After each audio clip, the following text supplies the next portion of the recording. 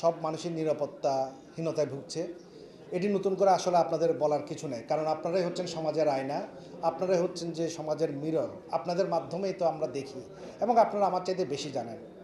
এবং আমি মনে করি আমাদের এই প্রেস কনফারেন্স এটা তো ডেফিনেটলি লাইভ হবে এবং কোনো একটা সোশ্যাল মিডিয়ার মাধ্যমে সরকারের উচ্চ পর্যায়ের ব্যক্তিবর্গ এটা দেখবেন, আমাদের প্রশাসনের লোকজন এটা দেখবেন। তাদের উদ্দেশ্যে আমি আপনাদের মাধ্যমে একটি কথা বলতে চাই যে আমার বক্তব্য আসলে শোনার দরকার নাই। এখন যে ভিডিওটা রিল হচ্ছে এখানে জাস্ট একটা পজ দেন, পজ দিয়ে আপনারা নিচের কমেন্টগুলো পড়েন, সাধারণ মানুষের ওপিনিয়নগুলো আপনারা পড়েন, যে সাধারণ মানুষ দেশ নিয়ে কী চিন্তা করতেছে, দেশের রাষ্ট্রযন্ত্র নিয়ে কী চিন্তা করতেছে, তারা কতটা নিরাপত্তাহীনতায় ভুগছে, তাদের স্বপ্ন কতটুকু ভঙ্গ হয়েছে, সেই জিনিসটা আপনারা পড়েন এবং বোঝার চেষ্টা করেন। আর দয়া করে এই মানুষজন যে কথাবার্তা বলছে, কমেন্টগুলো যে করছে, আমার এই ভিডিওর নিচেই তো কমেন্টগুলো থাকবে, এই কমেন্টগুলো যে দেখছে এইগুলো আপনারা কোনো বট বা ফেক আইডি বলে এগুলোকে দয়া করে ইগনোর করবেন না, এগুলোকে গুরুত্ব সহকারে দেখতে হবে। এগুলো সাধারণ মানুষের ওপিনিয়ন। আপনারা এর আগেও কিন্তু এই ধরনের কথা যখন জনগণ বলতো তখন কিন্তু বলা হতো যে এগুলো জামাত শিবির, ওই ধরনের ট্যাগ দিয়েই কিন্তু এগুলোকে ইগনোর করা হয়েছে এবং তার ফলাফল কিন্তু আপনারা দেখছেন। ১,৫০০ মানুষ বুকের রক্ত দিয়েছে, ছোট ছোট বাচ্চারা বুক পেতে দিয়েছে বুলেটের সামনে। কেন? কারণ আমাদেরকে একটা সুন্দর এবং নিরাপদ বাংলাদেশ দেওয়ার জন্য। আমাদের কপাল ভালো যে এই বাচ্চাগুলো, মৃত মানুষ যারা, তারা কথা বলতে পারে না, তারা লিখতে পারে না। তারা যদি লিখতে পারতো তাহলে আজকে এই আমাদের এই কমেন্ট সেকশনে এসে তারা যেসব লেখা লিখতো, এগুলো লজ্জায় আমরা এগুলো পড়তাম না, এগুলো আমরা পড়তে পারতাম না। আমাদের কপাল ভালো, তারা চোখে দেখে না। আজকে যদি তারা চোখে দেখতো তাহলে তাদের চোখের দিকে তাকানোর মতো সাহস আমাদের কারো হতো না। আমরা লজ্জায় তাদের চোখের দিকে তাকাতে পারতাম না। কি হচ্ছে দেশে? এই যে আপনারা ভয়েসটা শুনেছেন নিশ্চয়, গতকাল যিনি হুমকি দিয়েছেন, কিভাবে একজন সন্ত্রাসী বলতে পারে যে আমার পরিচয় পুলিশ কমিশনারের কাছ থেকে তুমি জেনে নিও। আমরা যতটাই এই প্রশাসনের উপর আস্থা হারাচ্ছি, তারা তার চেয়ে বেশি পরিমাণ আস্থা পাচ্ছে। তারা বুঝতে পারছে যে এই প্রশাসন আসলে কার্যকর না, এই কারণে তারা এই পরিমাণ ডেয়ার হয়ে যাচ্ছে। প্রিয় সাংবাদিক ভাইয়েরা, আপনারা জানেন ইন্টারনেট সেবা এখন একটা অপরিহার্য সেবা খাত হিসেবে আছে।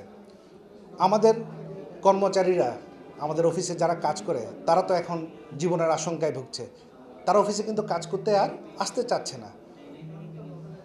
আগামী ২৪ ঘন্টার মধ্যে যদি এই আসামিদেরকে গ্রেফতার করা না হয়, তাহলে ২৪ ঘন্টা পরে আমাদের অফিসে কোনো সেবা দেওয়ার জন্য লোক পাবো না। তো তারা যদি সেবা দিতে না পারে, শুধু আমাদের বিজনেস বন্ধ হবে না, সারা দেশের ইন্টারনেটের কিন্তু সংযোগ ব্যাহত হবে, ইন্টারনেট সেবা কিন্তু ব্যাহত হতে পারে। এই আশঙ্কায় কিন্তু আমরা প্রকাশ করছি। আমার আর বেশি কিছু বলার নেই। আপনারা সবাই জানেন দেশের নিরাপত্তার হীনতার এই অবস্থা। আমি প্রশাসনের কাছে হাত জোর করে আমি অনুরোধ করব, আমাদের ব্যবসাটাকে বাঁচান, আমাদেরকে একটু বাঁচান, আমাদের জীবনের নিরাপত্তা দেন। শনিবার বিকেলবেলা, এটা যে ভুক্তভোগী প্রতিষ্ঠান তারা বলতে পারবেন। আমার কিন্তু এখানে কিন্তু একটা ব্যাপার কিন্তু আপনি হয়তো বা মিস করছেন। আমি চট্টগ্রাম বিভাগের আহ্বায়ক কমিটি। ঘটনা ঘটেছে আমাদের একজন মেম্বার এসপির সাথে, ওকে, ডিডিএন প্রতিষ্ঠান। তাদের তথ্য মতে এটি এসেছে শনিবার বিকেলবেলা ৫টার সময়। এখন এই ধরনের অডিও তো অনেকেই বলতে পারে, অনেকেই করতে পারে, তাই না? একটা ছবি দিয়ে বলল আমি অমুক সন্ত্রাসী তমুক সন্ত্রাসী, চাঁদা তো চাইতেই পারে। এবং সে ২৪ ঘন্টা সময় দিয়েছে। দেখুন, ২৪ ঘন্টার মধ্যে সেও জানে ২ কোটি টাকার চাঁদা দাবি করছে। ২ কোটি টাকা ২৪ ঘন্টার মধ্যে দেওয়া কি পসিবল? এটা আপনারাও জানেন, সেও জানে, কিন্তু সে সময় দেয় নাই। শনিবার বিকেলবেলা সেই হুমকিটা দিয়েছে, সোমবার দুপুরবেলায় সে ওখানে হামলাটা করেছে তার লোকজন দিয়ে।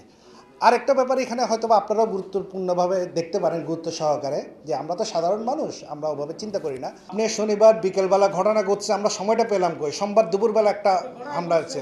দেশের ঊর্ধ্বতন কর্মকর্তাগুলো আসছে, কিন্তু আপনাদের মাধ্যমে আমরা ওনাদের কাছে জানাতে চাই যে এই ধরনের হামলার যদি সুষ্ঠু বিচার না হয় তাহলে it will continue, not only in this sector, সব সেক্টরে কন্টিনিউ করবে। আমরা আপনাদের মাধ্যমে এই জিনিসটা ওনাদের কাছে জানাতে চাই। কাউকে এখানে তো আমরা ব্লেমও দিতে আসি নাই, ডিফেন্ডও করতে আসি নাই। কিন্তু এই ঘটনা তো এখন না, ঢাকায়ও ঘটেছে। আপনারা হয়তো বা জানেন, ডট ইন্টারনেট একটা প্রতিষ্ঠান, ইন্টারনেট প্রতিষ্ঠানে এই হামলাটা করেছে। এবং এই জায়গায় আপনারা আরেকটা জিনিস চিন্তা করতে পারেন যে ইন্টারনেট প্রতিষ্ঠানের উপর কেন এই ধরনের হামলাগুলো হচ্ছে। কারণ ইন্টারনেটের উপর কিন্তু সারা দেশ দাঁড়িয়ে আছে, যোগাযোগ ব্যবস্থা কিন্তু এখন সম্পূর্ণ দাঁড়িয়ে আছে কিন্তু এই ইন্টারনেটের উপর। সুতরাং এই ইন্টারনেটের উপর হামলা করে দেশটাকে কেউ অস্থির করতে চাচ্ছে কিনা সেটাও আপনাদের কাজ, সেটাও আপনারা বের করবেন। জি বলুন। কোনো আন্দোলন নেই। একটা ব্যাপার মনে রাখতে হবে, আমরা হচ্ছে চট্টগ্রাম বিভাগের আহ্বায়ক কমিটি, আমাদের সেন্ট্রাল কমিটি একটা আছে ঢাকায়, তাদের পরামর্শ অনুযায়ী কিন্তু আমাদের চলতে হয়। কারণ কোনো ধরনের আন্দোলন বা কোনো ধরনের কর্মসূচি নিতে হলে সারা দেশব্যাপী করতে হবে, বিচ্ছিন্নভাবে একটি জায়গায় তো নেওয়া যাবে না। তবে আমরা আশঙ্কা প্রকাশ করছি, যেটা আমি আমার বক্তব্যে বলেছি, যে আমাদের এখানে কর্মচারীরা এখন আমাদের অফিসে আসতে ভয় পাচ্ছে। সো এই ধরনের যদি তারা ভীত সন্ত্রস্ত অবস্থায় থাকে, তাহলে তো আমাদের কার্যক্রম চালিয়ে নিয়ে যেতে একটু ব্যাহত হতে পারে আমাদের কার্যক্রম। আইনের কাছে বিচার চাচ্ছি, সাধারণ মানুষ হিসাবে, সাধারণ ব্যবসায়ী হিসাবে আমরা তো এটা বিচার চাচ্ছি। আপনারা তো সবই জানেন চট্টগ্রামে কয়টা ঘটনা ঘটেছে, বেশ অনেকগুলো ঘটনা ঘটছে না? কয়টাতে গ্রেফতার হয়েছে আসামি আমি জানি না। বাট আমাদের এই সেক্টরে যদি গ্রেফতার না হয়, কারণ তারা শুধুমাত্র এই একটা প্রতিষ্ঠান না, আরও অনেক প্রতিষ্ঠানে কিন্তু তারা ফোন করে তারা কিন্তু চাঁদা চাইছে, বিভিন্ন জনকে ফোন করে, কারোর কাছে 50,000, কারোর কাছে 1 লাখ, কারোর কাছে 1 কোটি, কারোর কাছে 50 লক্ষ, এইভাবে কিন্তু তারা চাঁদা চাচ্ছে। সো এই অবস্থাতে আমাদের পক্ষে বিজনেস কন্টিনিউ করা তো অনেক টাফ হয়ে যাবে।